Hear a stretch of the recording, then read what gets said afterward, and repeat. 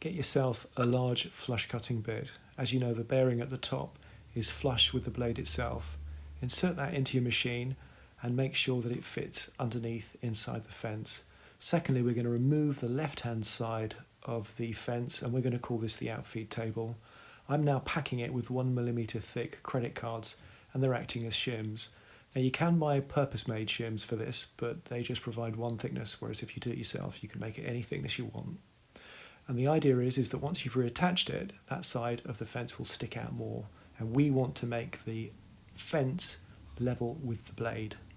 Okay, so with this fence set up so it sticks out a little bit further than this one, and with this bearing lined up with this fence, if we want to smooth all of that down, watch this.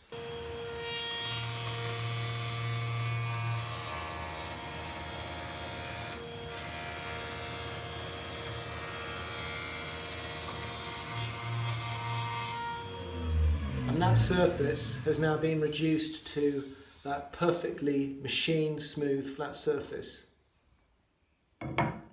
Well, thanks for watching. I hope you enjoyed that video. This is actually an edited extract that I took from a video that I produced last year called Workshop Tour 2020, as indeed was this video where I show you how to safely stack 3 standard blades together to cut dados. Thanks for watching.